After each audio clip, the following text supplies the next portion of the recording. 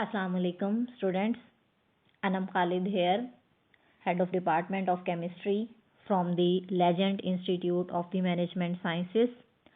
मुझे उम्मीद है कि आप सब अपने अपने घरों में बखैर आफियत से होंगे। आज हम पांचवा लेक्चर अपना स्टार्ट करने जा रहे हैं। पहले 4 लेक्चर्स में हमने थर्मल एनालिसिस तकरीबन सारे जो हैं जो हमारे सिलेबस में शामिल थे उनको सबको डिटेल से पढ़ा, सबकी एप्लीकेशंस पढ़ी, सबकी लिमिटेशंस पढ़ी।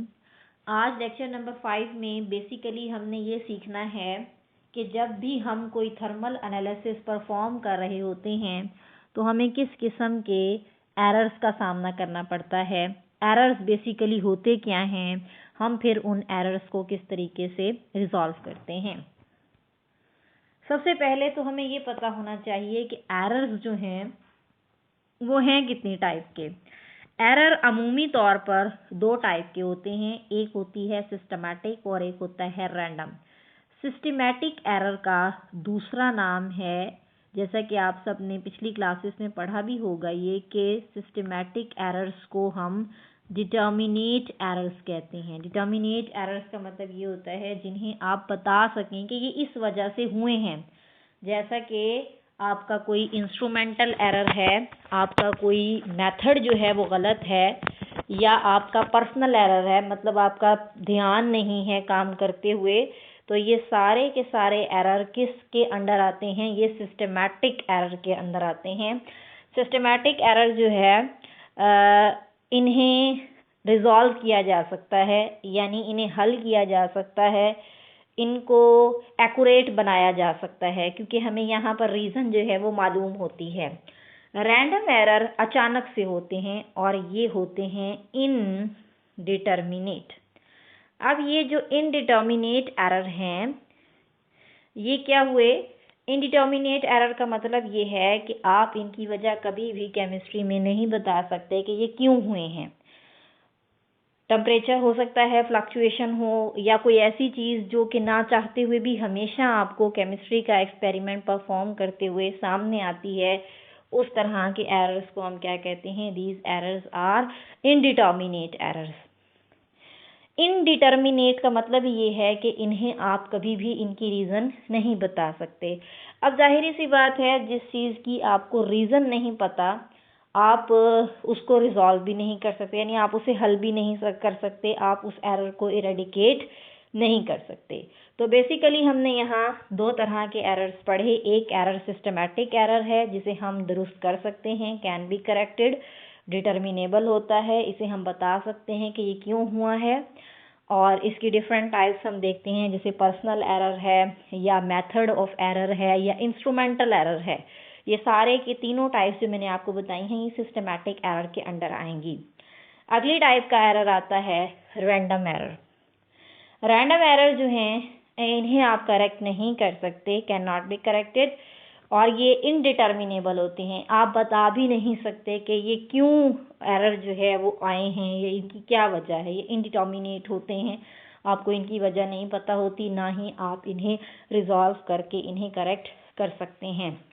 रैंडम एरर में फिर एक ही हल एंड पे बचता है आपके पास, और वो मैंने आपको पहले भी बताया बहुत बार क्लास में, वो होती है गाउसियन डिस्ट्रीब्यूशन कर्व, जिसमें हम क्या करते हैं, उसमें हम ना एक मीन ले लेते हैं, क्योंकि जाहिर है बार बार हम वैल्यूज़ निकाल रहे हैं, बार बार वैल्यूज़ गलत आ रही हैं, तो हम उनका एक मीन निकाल लेते हैं और ख़ुद से फ़र्ज़ कर लेते हैं कि ये एरर इस तरह से दूर हो सकता है। कुछ टर्म्स मैं आपको सोर्सेज ऑफ एरर से पहले पढ़ाना चाहती हूँ। 3 टर्म्स बहुत इंपॉर्टेंट हैं, एक है प्रिसीजन, एक एक्यूरेसी, और एक है आपके पास ट्रूनेस। प्रिसीजन, एक्यूरेसी और ट्रूनेस से पहले मैं आपको एक एग्जांपल देना चाहूँगी। फ़र्ज़ करें एक गन शूटर आपको कहता है कि यहाँ पर आपने निशाना बांधना है, यानी जो मैंने डॉट बनाया है ये क्या है, आपने यहाँ निशाना बांधना है, ठीक है। वो 5 बंदों को कहता है या वो 10 बंदों को कहता है कि आपने इस निशाने को जो है वो लगाना है इस पर। तो केमिस्ट्री में पहले तो 2 चीज़ें याद रखिएगा, एक होती है ट्रू वैल्यू और एक होती है जो आपकी कैलकुलेटर ये आपने लगाई है, ठीक है। हो सकता है पहला बंदा आया, उसने यहाँ निशाना लगाया, दूसरा आया उसने यहाँ लगाया, तीसरा यहाँ आया, चौथा यहाँ, पाँचवा, छठा, इस तरीके से उसने लगाए। क्या कोई भी वैल्यू इनमें से, ज़रा अच्छे से देखें, क्या कोई भी वैल्यू इनमें से एक्यूरेट है? एक्यूरेट का मतलब होता है कि कौन सी वैल्यू ऐसी है जो बिल्कुल आपकी असल वैल्यू के पास आ गई है? ऐसी कोई भी वैल्यू नहीं है, लिहाजा आप कहेंगे कि आपके रिजल्ट्स एक्यूरेट नहीं हैं। एक्यूरेसी का मतलब ये होता है कि आपके रिजल्ट असल वैल्यू के कितना ज़्यादा पास आते हैं। अब प्रिसिजन इसी डायग्राम से समझते हैं। 4-5 और लोग आए, उन्होंने भी ऐसे ऐसे निशाने बांधे। प्रिसिजन का मतलब ये होता है कि अगर एक ही एक्सपेरिमेंट को 5 लोग, 10 लोग, 20 लोग परफॉर्म कर रहे हैं और रिजल्ट बार बार तकरीबन सेम आ रहा है, इस एरिया का रिजल्ट देखें तकरीबन सेम है, चाहे वो गलत है चाहे वो सही है, लेकिन वो रिजल्ट बार बार परफॉर्म करने से जो रेप्लिकेट मेजरमेंट्स हमें रिजल्ट दे रही हैं वो बार बार एक ही आ रहा है, तो इसको हम क्या कहेंगे? इसको हम कहेंगे कि वो प्रिसिजन है, प्रिसाइज है। लेकिन ज़रूरी नहीं है कि प्रिसिजन हो तो एक्यूरेसी हो। जैसे एक और मैं आपको सामने एक और बनाती हूँ। ये फ़र्ज़ करें ये इसकी ट्रू वैल्यू है, ठीक है। 4-5 शूटर आए, उन्होंने यहाँ पर निशाने बांधे, ये आंसर आ गया। अब आप ये तो कह सकते हैं कि इसकी जो है वो प्रिसिजन बहुत ज़्यादा है। क्यों प्रिसिजन ज़्यादा है? क्योंकि बार बार आने वाली मेजरमेंट्स या रेप्लिकेट मेजरमेंट्स की जो आंसर है वो सेम आ रहा है, लेकिन इसकी एक्यूरेसी जो है वो बहुत कम है। क्यों कम है? क्योंकि जो असल वैल्यू आनी चाहिए, जो एक्चुअल वैल्यू है, वो बहुत ज़्यादा दूर है। तो इस डायग्राम में प्रिसिजन बहुत ज़्यादा है लेकिन एक्यूरेसी बहुत ही कम है। अब एक और डायग्राम बनाते हैं। फ़र्ज़ करें एक आया, एक शूटर आया, उसका निशाना बिल्कुल इस पर आकर इसके साथ टच कर जाता है, बाकियों के ऐसे निशाने आते हैं, तो आप कहेंगे कि ना तो उसके रिज़ल्ट एक्यूरेट हैं, क्योंकि ज़ाहिर है एक्यूरेट भी नहीं है। एक्यूरेट तो एक ही रिज़ल्ट हुआ ना, एक मेजरमेंट ऐसी है जो आपकी क्लोज है बिल्कुल असल मेजरमेंट के, तो बाकी सारी क्या हैं? बाकी उससे दूर हैं, तो प्रिसिजन कम है। प्रिसिजन तब ज़्यादा होती है जब बार बार की मेजरमेंट्स आपको क्या कर रही हों, आपको बार बार की मेजरमेंट सेम रिजल्ट दे रही हों, तो वो क्या होती है? प्रिसिजन। लेकिन अगर आपकी ट्रू वैल्यू और आपकी कैलकुलेटेड वैल्यू में क्लोजनेस हो तो उसको क्या कहते हैं हम? एक्यूरेसी। एक्यूरेसी का मतलब ये होता है कि वो बिल्कुल आपकी ट्रू वैल्यू के पास हैं। तो प्रिसिजन क्या है कि अब हम डेफिनेशन पढ़ते हैं इसकी। प्रिसिजन में हम देखते हैं कि ये एग्रीमेंट है इंडिविजुअल वैल्यू, यानी बार बार जो वैल्यूज़ आ रही हैं, एक बंदे ने परफॉर्म किया, रिजल्ट आता है 8, एक बंदे ने परफॉर्म किया, उसका आता है 8/1। इसका मतलब ये कि दोनों की प्रिसिजन अच्छी है, दोनों ने अच्छा काम किया है। तो प्रिसिजन का मतलब ही ये है कि इंडिविजुअल वैल्यूज़ जो आ रही हैं उनके दरमियान कितनी क्लोजनेस है। तो अगर फ़र्ज़ करें एक बंदा आ रहा है उसका 8 रिजल्ट आ रहा है, एक बंदा आ रहा है उसका 18 आ रहा है, तो इसका मतलब ये इनकी प्रिसिजन बहुत कम है, क्योंकि उनका आपस में डिफरेंस ज़्यादा आ गया है। हो सकता है वो एक्यूरेट हो सकता है 18 वाली असल वैल्यू 15 हो। अगर असल वैल्यू 15 है तो एक्यूरेट वैल्यू कौन सी है? 18 है।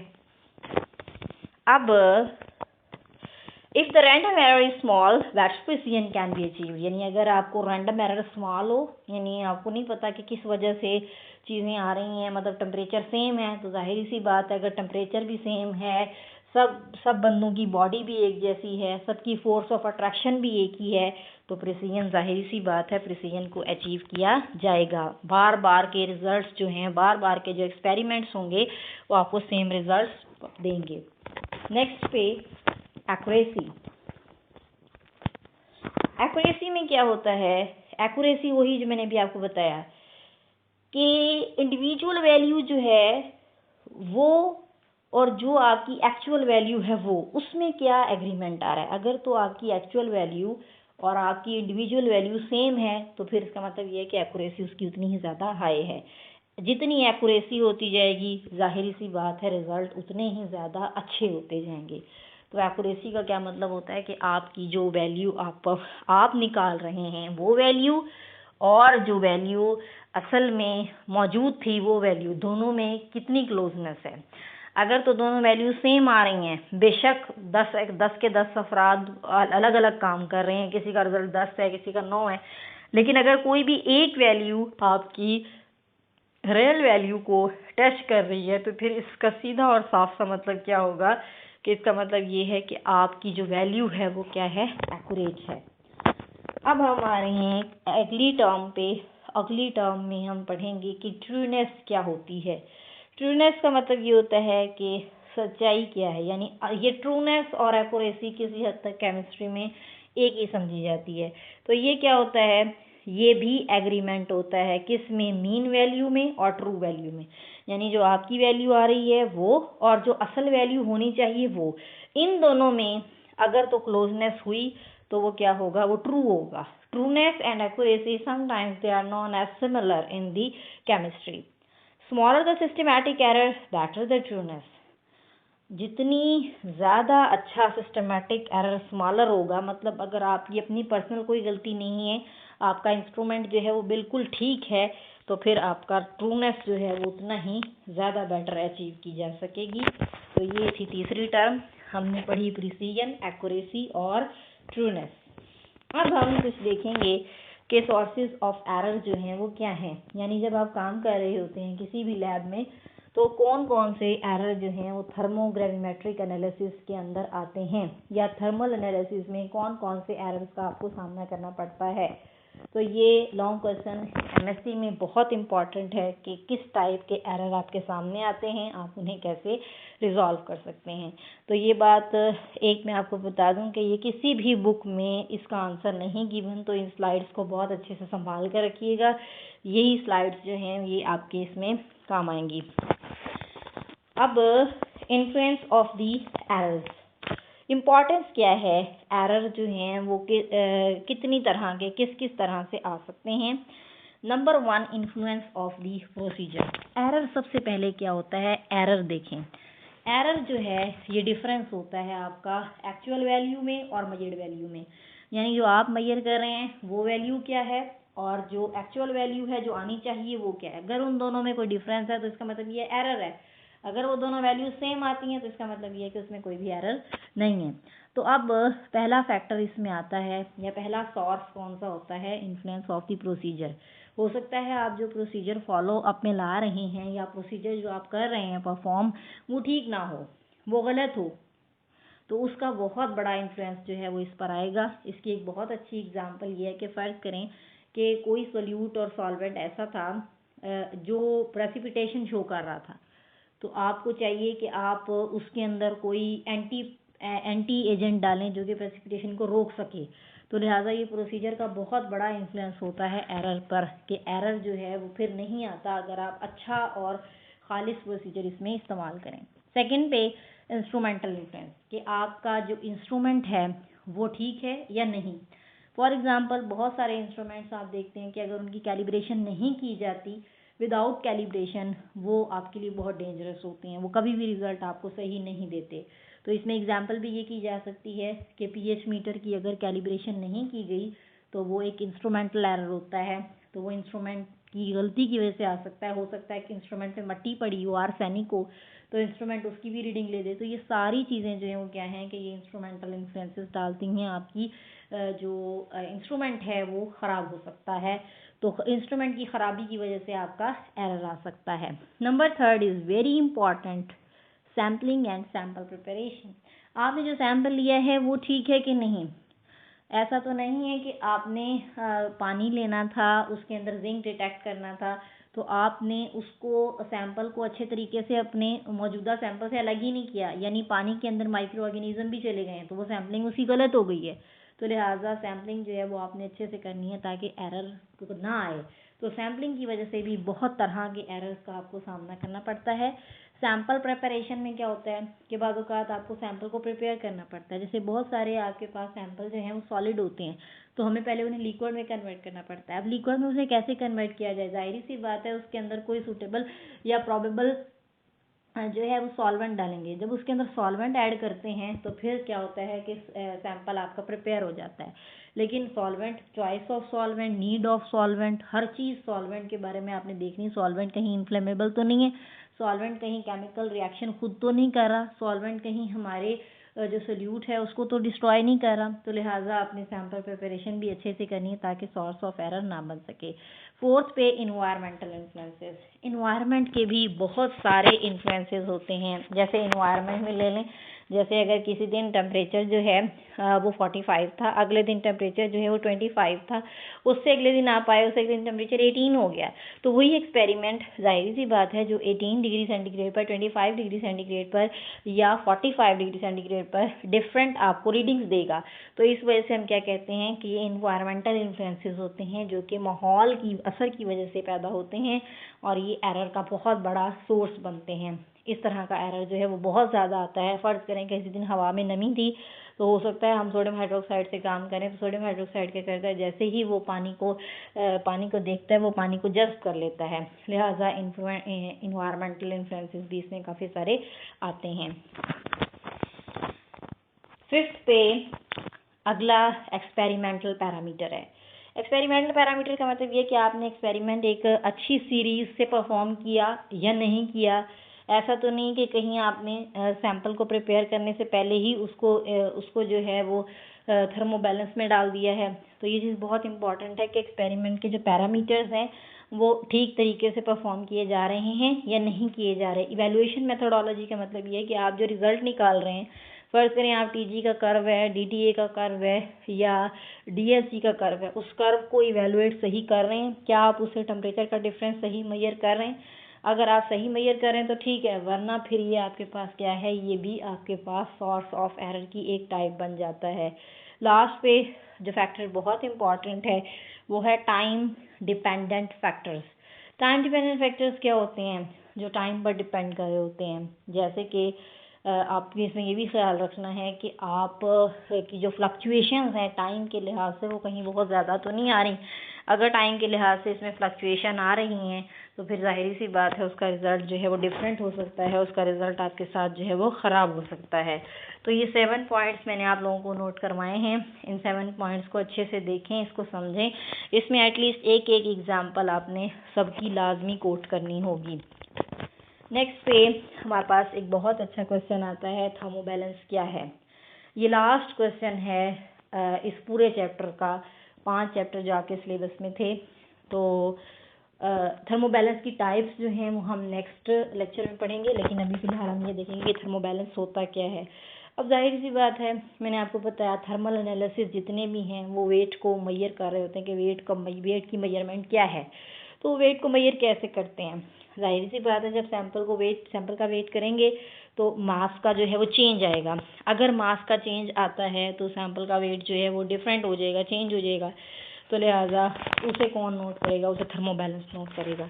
तो एक ऐसा इंस्ट्रूमेंट जो मेजर करता है चेंज इन वेट के चेंज को, जब सैंपल को हीट किया जा रहा होता है, यानी जब सैंपल को हीट किया जा रहा होता है तो जो इंस्ट्रूमेंट उस वेट के चेंज को मेजर करता है उसको हम क्या कहते हैं, that one is known as thermobalance. तो थर्मोबैलेंस हमेशा आपने पढ़ा होगा, मैंने आपको सबसे पहले लेक्चर में ये नोट करवाया था कि चाहे जीटीए है चाहे डीएस या कोई भी है, उसमें हम हमेशा थर्मोबैलेंस इस्तेमाल करते हैं, क्योंकि बेसिकली हम वहाँ यही पढ़ना चाह रहे होते हैं कि जैसे जैसे हम अपने सैंपल को हीट कर रहे हैं वैसे वैसे क्या हमारा मास जो है वो किस तरीके से चेंज हो रहा होता है। तो ये बहुत इम्पॉर्टेंट एक पार्ट है थर्मल एनालिसिस का, क्योंकि हर तरह के थर्मल एनालिसिस में हमें क्या चाहिए होता है, थर्मोबैलेंस चाहिए होता है। तो ये आज का हमारा टॉपिक था, थर्मोबैलेंस की टाइप्स, उसके बेसिक प्रिंसिपल, उसकी स्कीमेटिक डायग्राम। ये इंशाल्लाह हम नेक्स्ट में पढ़ेंगे। फिर हमारा जो ये चैप्टर है ये पूरे का पूरा उसके बाद ख़त्म हो जाएगा। तो ठीक है बेटा, अपना आप लोगों ने इसको गो थ्रू करना है अच्छे से। 5वां लेक्चर आपका डन हो गया है। नेक्स्ट में फिर आपने छठे लेक्चर में मैंने आपको पहले ही बता दिया आपने जो पढ़ना है। आप सब काइंडली इसको बहुत अच्छे तरीके से देखें। जो आपको कोई मसला है या कोई बात आपको समझ नहीं आती वो आप लोग मुझसे ग्रुप डिस्कशन में पूछ सकते हैं। और आज के जो मैंने आज आपको पढ़ाया है इसमें बहुत इंपॉर्टेंट लॉन्ग क्वेश्चन है ये, इसको बहुत सीरियस होकर आपने इसके नोट्स भी प्रिपेयर करने हैं। और वो जो टॉपिक है वो मैंने आपको बता दिया है। वो टॉपिक कौन सा है कि किस तरह से या एरर जो आते हैं आपके थर्मल एनालिसिस में उसके सोर्सेस क्या होते हैं, वो क्यों पैदा होते हैं। तो ये आपने इसको बहुत अच्छे से देखना है। तो मैं उम्मीद करती हूँ कि आपको आज का जो लेक्चर है वो सारे का सारा क्लियर हो गया होगा। लेकिन इन केस अगर आपको नहीं समझ आता तो आप काइंडली मुझे बता दीजिएगा डिस्कशन लेक्चर में, हम इसको जो है वो नेक्स्ट देख लेंगे। और फिर इसको जो है वो हम फर्दर डिस्कस भी कर सकते हैं कि हमने अपना लेक्चर जो है उसके अंदर क्या क्या पढ़ा था। तो नोट्स इसकी इंशाल्लाह मैं आपको ग्रुप डिस्कशन जब हो रही होगी तो उसको उस वक्त अपलोड कर दूँगी। Thank you so much students. अल्लाह हाफ़िज़। Take care of your self.